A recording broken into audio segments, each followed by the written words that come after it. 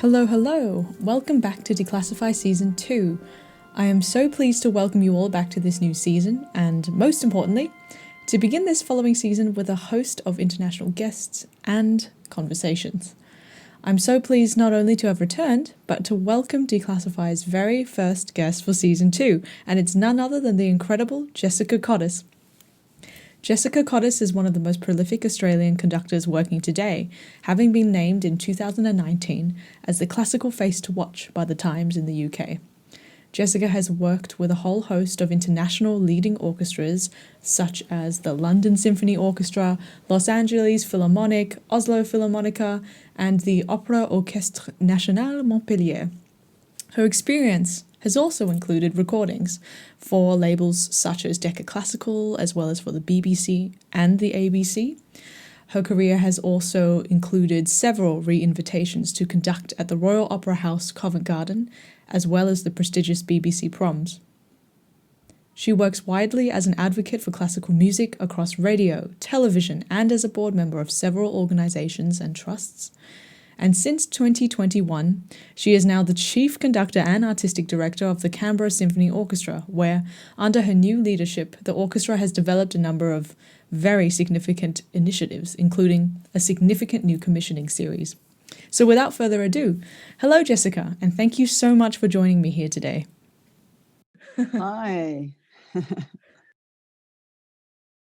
Well, I've always been curious as to what the natural, if there is such a thing, path is for a conductor, and if there is a traditional route in which a conductor follows to his or her career. So I'm curious as to whether or not you followed said traditional path and how you got to where you are now.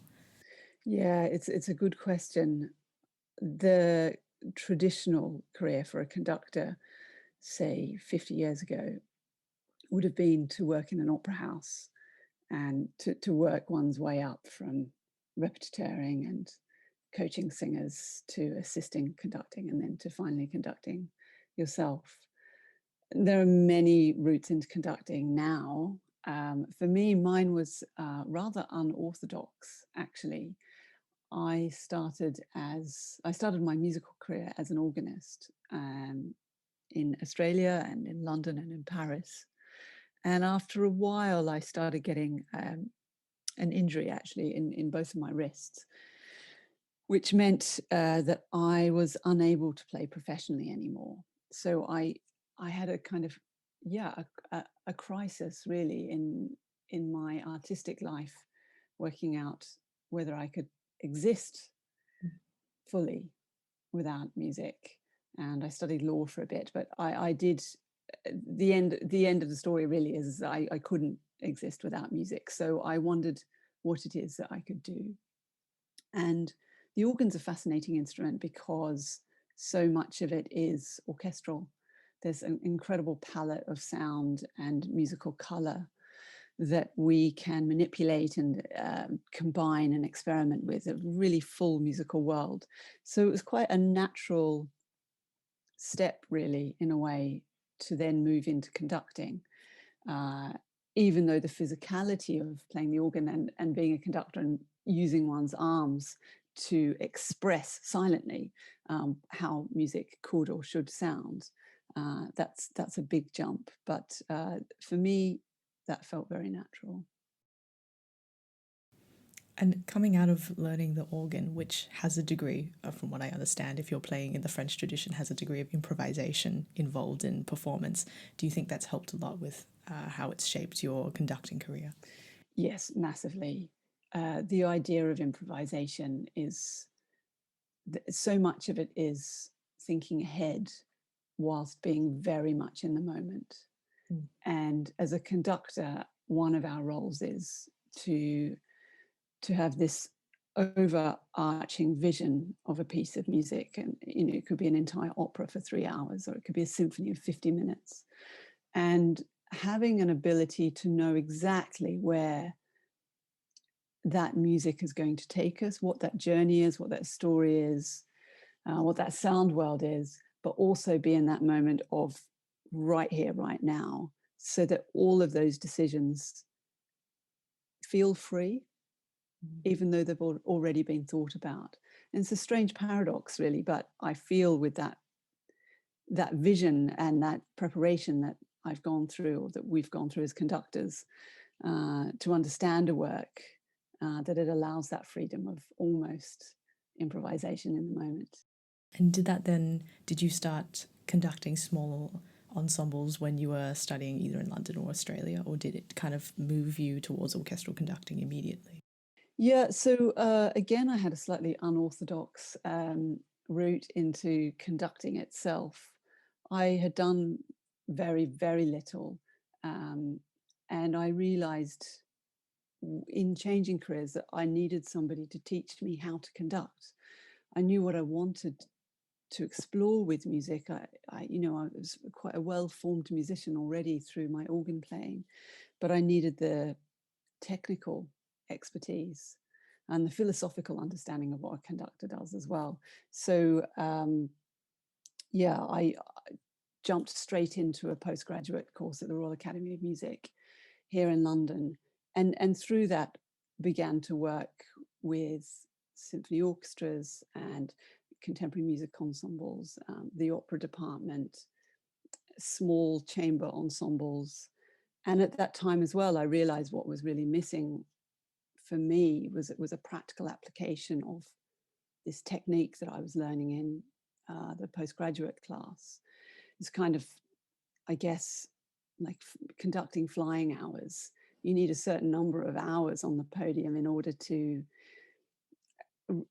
be able to fly the craft, efficiently and smoothly and beautifully, I guess, in a way.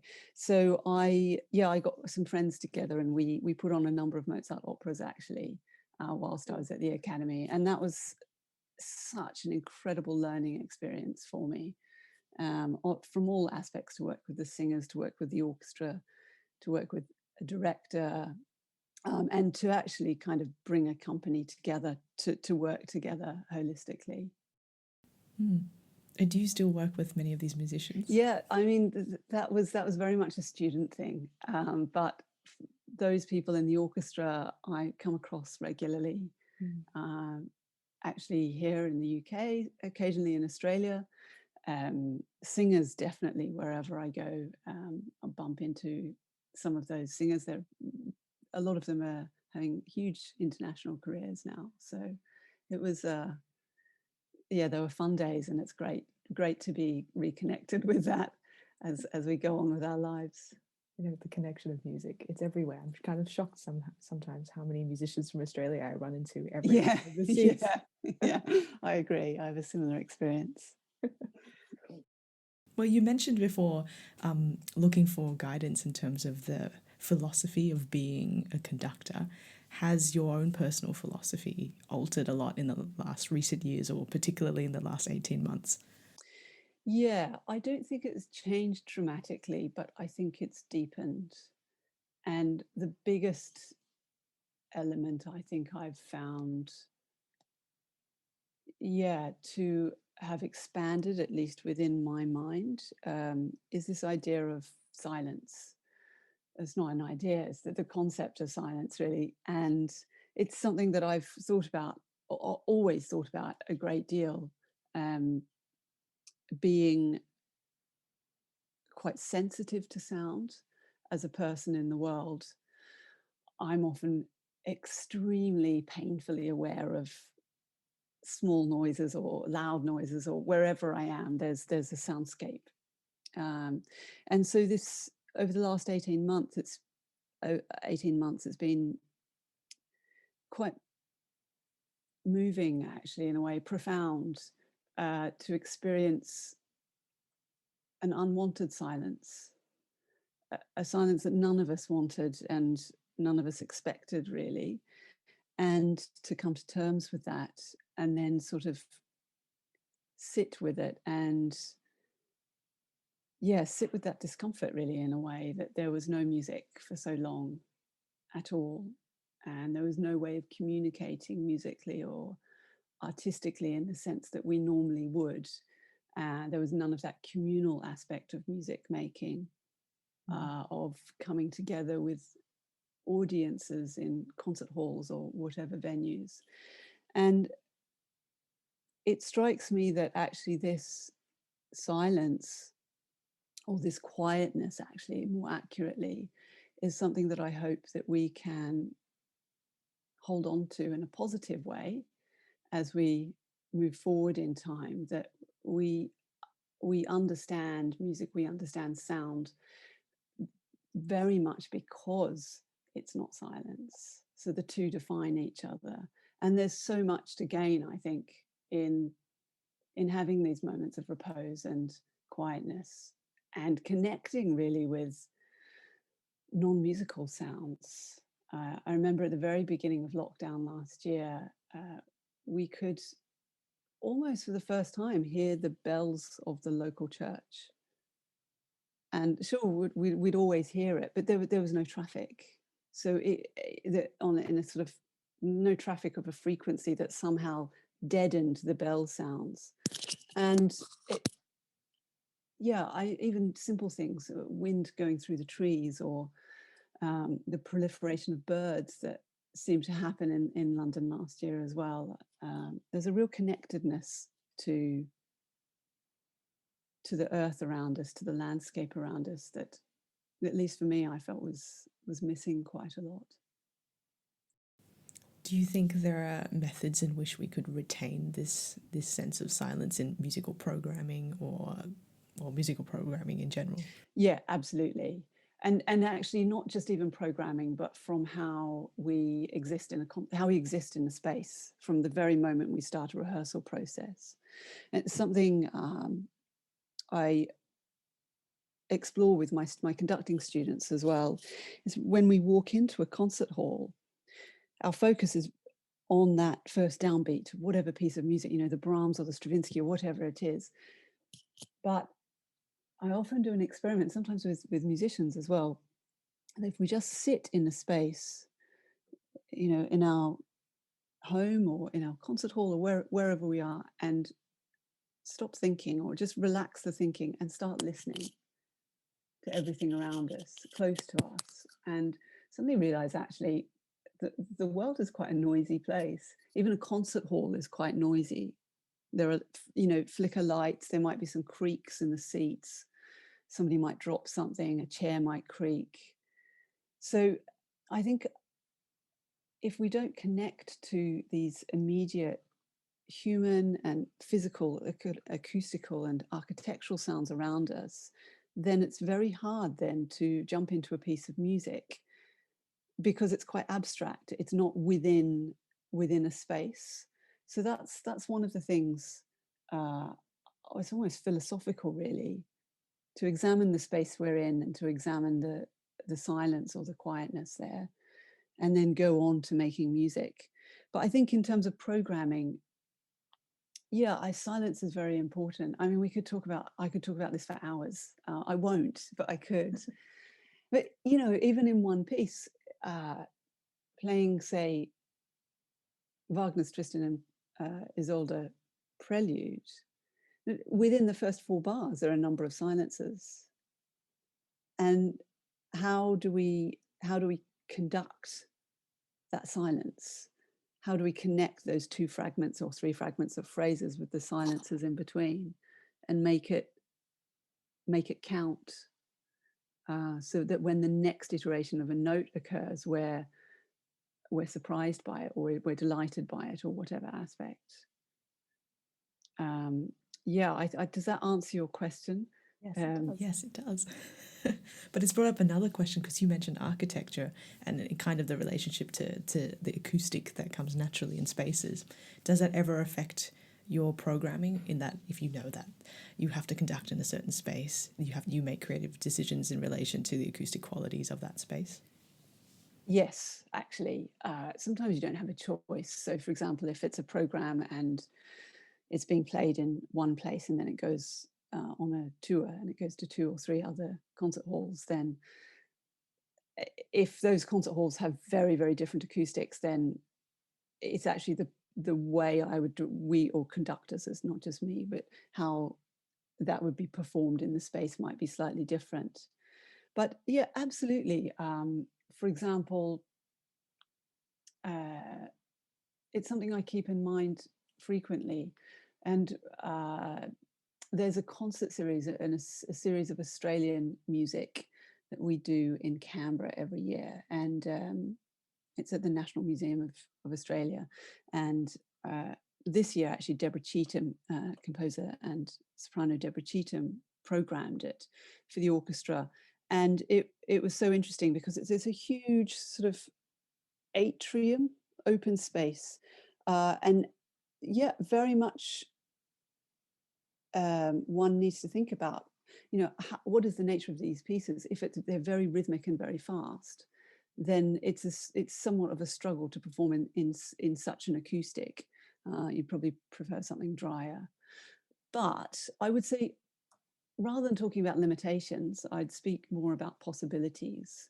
So in a venue like that, it's possible to have a small ensemble far down at one side of the atrium, and then the music kind of seeps through into the main audience space and kind of envelops us in a way that we wouldn't have in a concert hall necessarily, because it's very, in a way, it's quite one-dimensional.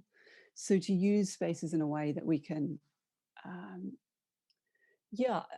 kind of blur where the sound could be coming from is a quite interesting way forward. Have you found that's been easier to control or manage with contemporary music rather than historically informed performances? Yes, but only because there are no expectations. So with canonic repertoire, I think there has been such an incredible history of how things are done that to shift that or to reevaluate that can sometimes cause consternation. And shifting it also requires effort and time and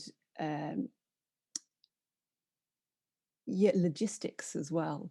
A 70-piece orchestra being shifted into a different place has real logistical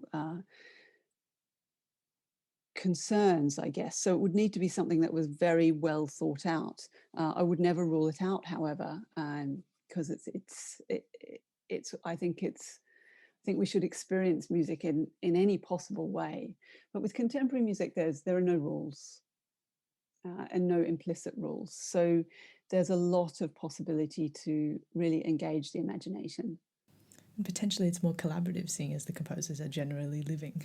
Yeah, and that's one of the aspects I really love, this idea of the composer as creator and then conductor as orchestra, and orchestra as gestators for the gestational period of bringing a piece alive with the creator, the composer there. So you're right, it's so collaborative and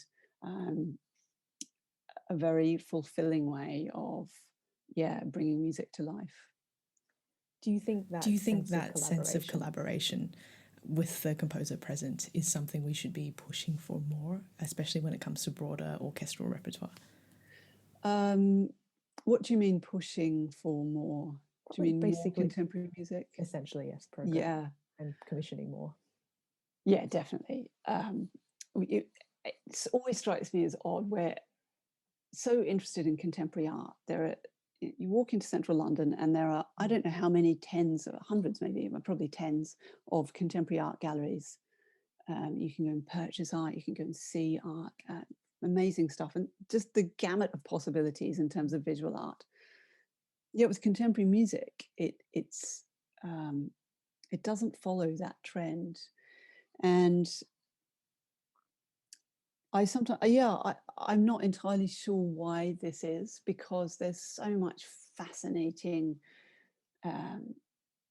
sound, and that can really make us think. It can impact how we feel physically. It can enlighten, it can make us think, it can delight. All of the things that art should do, we find in music, new music as well. I would say that one kind of issue is that the model for making music, classical music, is often it's very orchestrally focused. So it's a big institution of many players in a symphony orchestra, or it's an opera house, again, a huge institution. and these institutions are running on tried and true methods of success. So to bring in a great deal of new music, obviously, is very different from more recent years of programming and so on. But I would say, that said, all the orchestras in the UK are doing fantastic work, fantastic visionary thinking in terms of commissioning new works and really interesting composers and clever programming and festivals. I mean, BBC Scottish Symphony Orchestra with their Tectonics Festival, and there's a load of really interesting stuff going on. I've noticed that ever since I've moved here, that all the orchestras do put a lot of effort into commissioning, and if it's not commissioning, they have all these strong programs for composers to come in and learn how to write for orchestra, which is invaluable. Yeah, it really is. Because you have such a breadth of experience in terms of, even now, in terms of the amount of organisations that you help run or co-direct, like Canberra Symphony Orchestra, London Sinfonetta, and you're also a board member for non-classical, for example. How much of that variation of experience has helped you kind of guide where you believe classical music could be going? From a personal perspective, I'm interested in really all aspects of classical music. So the canonic repertoire, the great romantics going into the early 1900s and up to the present day. And for me, it's really how we can present that, how we can, actually it's not present, it's how we can share that with as many people as possible. So whether that's a symphony orchestra or a contemporary music ensemble, or an organization who looks to promote really new, like absolutely cutting edge new music, in every way, it's finding ways to connect with our communities and the people who live in our communities, and making really meaningful experiences with any kind of classical music. And I use classical music extremely broadly.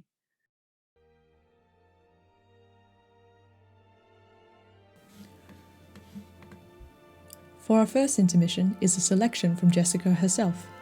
Here is an excerpt from Sibelius's Symphony No. 7, recorded by the Philharmonia Orchestra and conducted by one of Jessica's mentors, Vladimir Ashkenazy.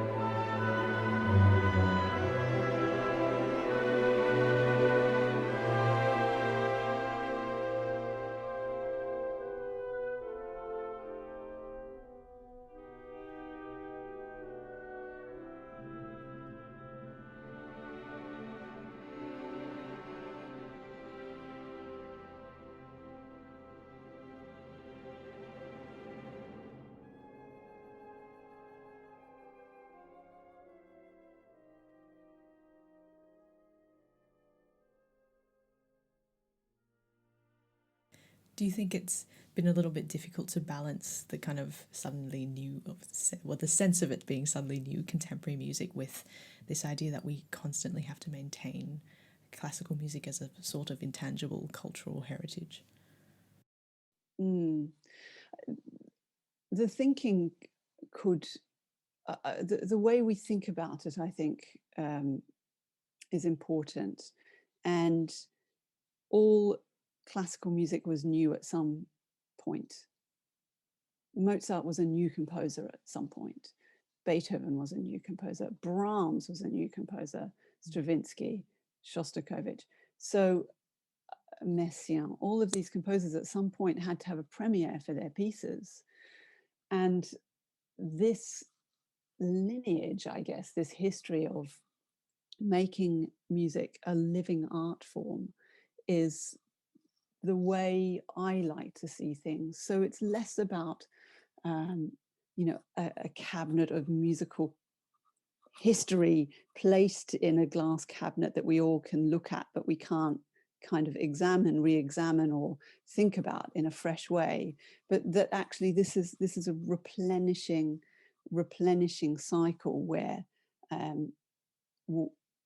these art forms do stay within. I mean, if it's an art gallery, yeah, we have our Rubens and we have our Matisse and our Rothko, and we also have very contemporary artists as well. So I think it's just a rethinking of how we see classical music and new music and what is new music. And do you think that has to do with both the musicians themselves kind of asking ourselves what is new music, but also making it somehow accessible to contemporary audiences who may feel a little bit ostracized from the classical music scene? Yeah, musicians are super open-minded, thoughtful people. I mean, it comes with the training where, as you attest, where Yes. we question and we practice and we study and we question, we learn to think about tiny aspects of technique and music and historical knowledge often from the age of 6 or 7. So yeah, professional musicians I find without fail really extremely open-minded and thoughtful in their processes and their applications of how music is made. I do think we need to position new music today in a way that is accessible. Yeah, and by accessible I mean kind of logical. So if we are going to have a typical classical music program, we're going to have some contemporary music in there. Why are we going to choose X piece over Y piece? What are the connections in the programming that make it a coherent program, a coherent architecture actually across 3 or 4 or even 5 works across a program? And how do we, and this is one of the most important things, how do we program it so that perhaps that new piece opens our ears in a way that we hear the classic repertoire with new ears? Or how does that classic repertoire allow us to be in a position to then hear a new work with no judgment, with openness and a wantingness for a wanting, that's not a word, but I've just made it a word, a wanting to hear that new work from the sense of hearing a Tchaikovsky symphony or whatever it is. Are there any strategies or even like long-term programs that you've worked on or developed that have helped foster this sense of openness? Yeah, we need to we need audiences to trust us, to trust our programming, so that when they come into a concert hall or a concert venue, that they feel safe and excited for the possibilities of the sonic, the aural world that's going to happen over that next hour or so. I find, for me, I like to program with a concept in mind. So if, for example, I'm looking at, any number of things, it could literally be anything. It might start with, say, I mentioned Wagner's Tristan chord. Maybe that's a piece that I want to program. So what else would I program with that? I could go in any different, one could go in any different route in terms of programming.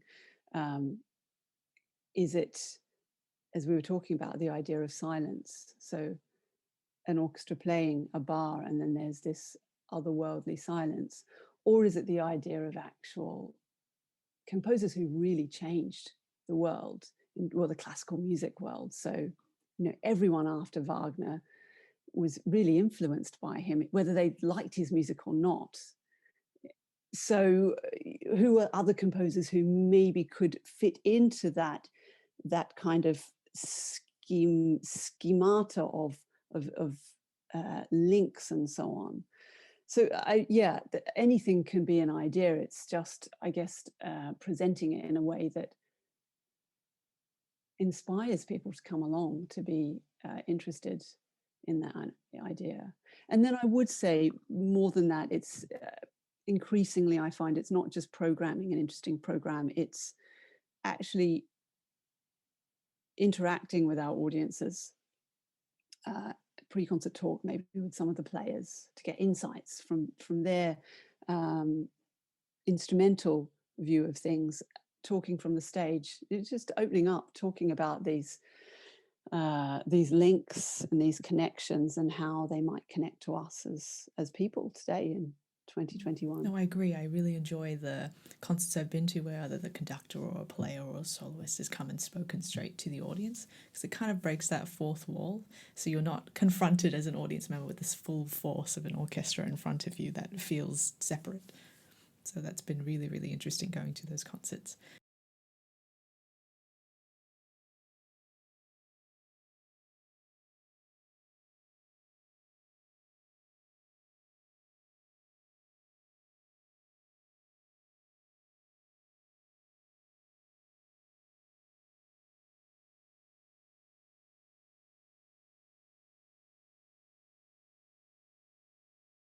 I think so too. In fact, one of my favourite memories is going to a concert in Paris, and the conductor, who happened to be Daniel Barenboim, he, for some reason, spontaneously went on a 25-minute lecture about the Boulez piece that he had programmed at the beginning of the concert. But it really helped, because had it not been for that, it would have been an extremely challenging listen, I think, for a lot of the audience. It was so abstract and so modern, and the orchestra was split in groups of 8 across the entire hall. So he was conducting in a circle. So had he not done that talk, I think a lot of people may have been a little bit confused and confronted by Boulez's writing. Perfect example. Yes, it was incredibly, that stuck with me till now. Well, you mentioned the contemporary visual arts before, and I'm kind of curious because I've been very, very fortunate in that I've recently had more commissions for visual art than I have had for music. So I've had a little foot into both worlds. And I've noticed through working as an artist, I've had so much more unexpected support from curators and various other artists. It felt like a real communal experience trying to create a new work for a new institution, whereas it hasn't always been that way, especially when you're working with someone like an orchestra, because they don't have time, given the structure of an orchestra sometimes, to work with you as closely as an art gallery would. So I'm curious as to what strategies you think we could steal from contemporary visual arts that might help with contemporary music. I'm actually interested to ask you the same question. Of course. From your experiences, there's something in how we go about rehearsing new works, and what I've done a number of new operas. I'll use an example. I've done a number of new operas at the Royal Opera House, and as part of that process, there've been extraordinary workshops, like really extraordinary, sometimes 2 years in advance or 3 years in advance, where a scene has been workshopped, and that's been maybe with piano and singers and a director and a music director. Maybe it's a small ensemble of instrumental musicians as well. And these workshops are so crucial because it enables us to actually really properly hear aspects of that new work, because otherwise it's all quite abstract. Sure, you can plug it into your computer program and listen to a digitized, a digital version of it, but it's not the same as living, breathing musicians interacting with each other. And so I feel that this workshop process, this investment into the earlier stages of the process, really yields marvelous results for the end composition.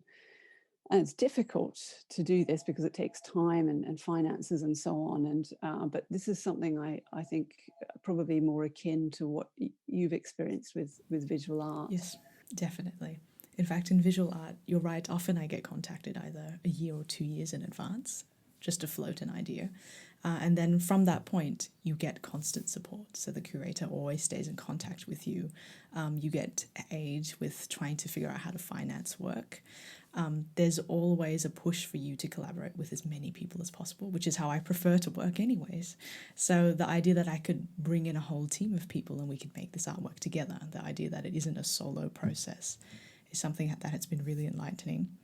But beyond that, the questions that the curators ask you throughout the process of forming the artwork themselves are almost always centered about public programming.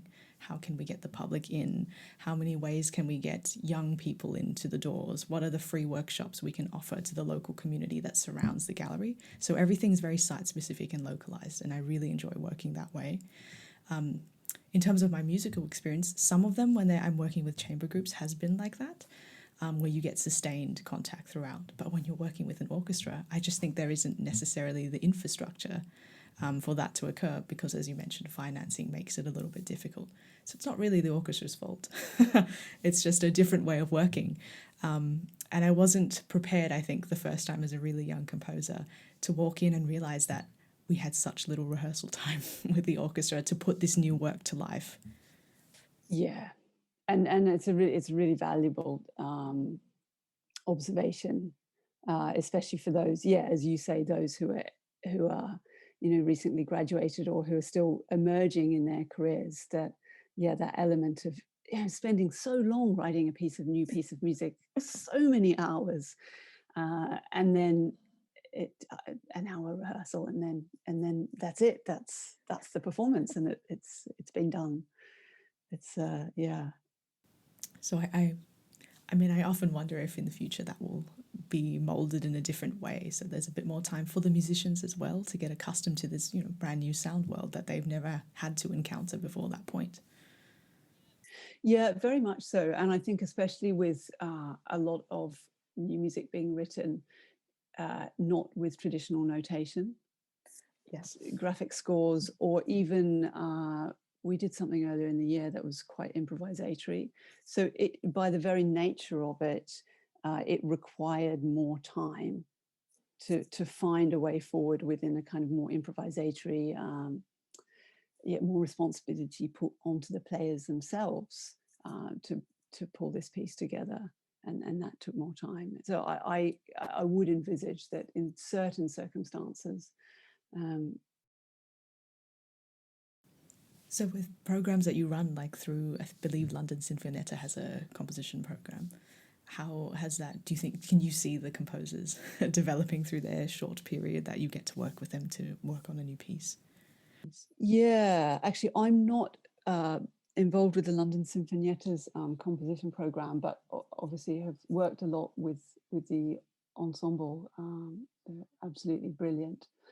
But there are a number of composition programs I have or do work with, including, for example, the Britten Peers Young Artists composers. And it's, for example, a program like that, and there are a number around the world, fantastic things where they come in having written a piece. It's maybe not fully finished, And then again, it's this process of workshopping with guidance from eminent composers and musicians and conductors and so on. And really seeing I mean, it's extraordinary the development that happens when something on paper actually becomes music. It's not just notes on a page. It's, as I said before, it's being played. And then the decisions are kind of, in a way, so obvious then. It's not in our head. We're not thinking, oh, what if a cello player was to do this? Or do I need percussion here? Or how am I going to blend this? Or whatever it is. It is then kind of, in a way, real. It's not just a construct. So, yeah, super important and very profound, I think, in the development of an emerging composer's practice.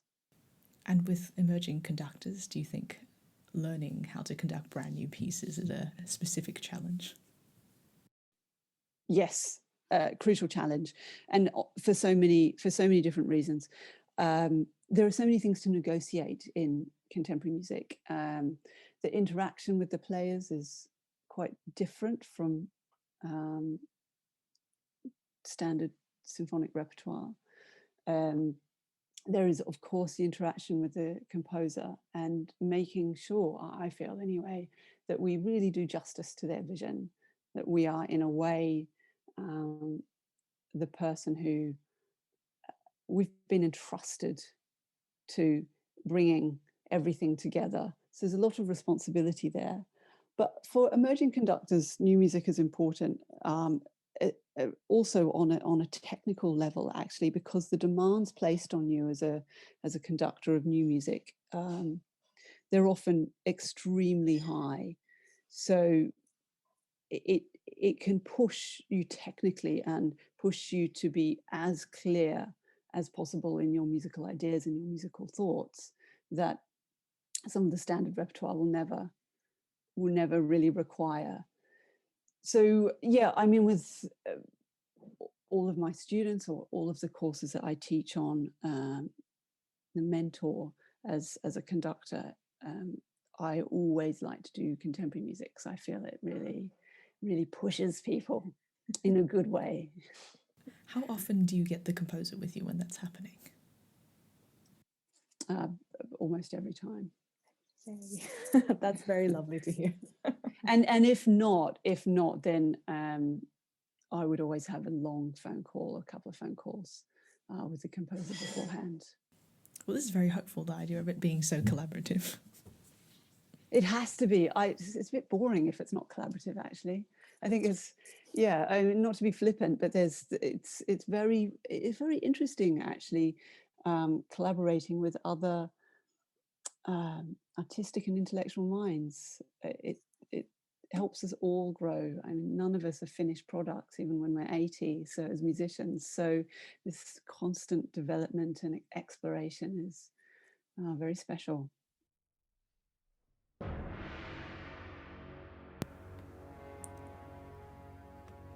For our second intermission is another selection by Jessica.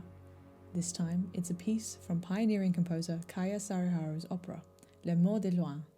The following selection is from the piece Mer Indigo from Act 4.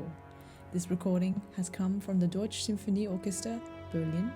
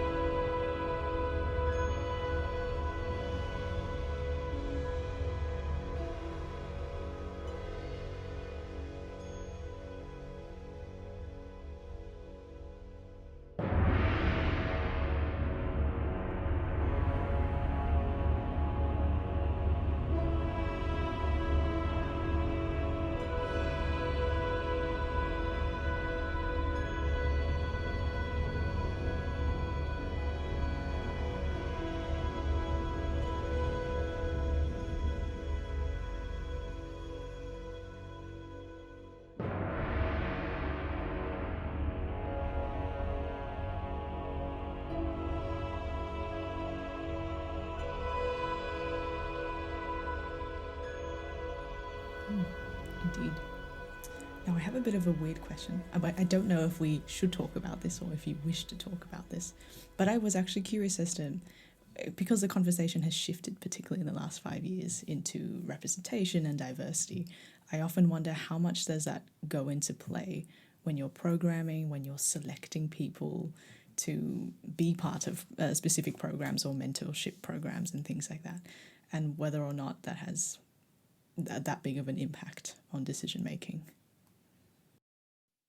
Yes, it's a good question, actually.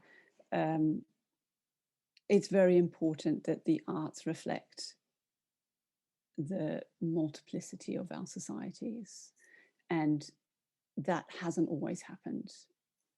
And there's no reason why it shouldn't.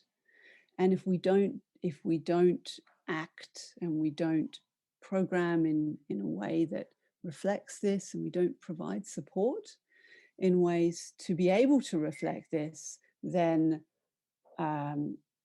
we can't say that music is universal.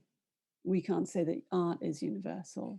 So it's so important to me and to many of us. And I think they'll get a point where maybe it doesn't need to be so, we don't need to think about it so much, because hopefully it will have become a place where it just is, but we're certainly not there yet. So yeah, look, 100%, every program I'm thinking of, I'm questioning myself, I'm questioning the orchestra, trying to work out who we're playing to, why we're playing to these people, and how we can program in a way that is meaningful and reflects. Often when I talk to various people in the art world and also outside the art world, they bring up the idea that being very aware of diversity or representing different voices means that it has to be tokenistic. But I don't necessarily believe it's that way.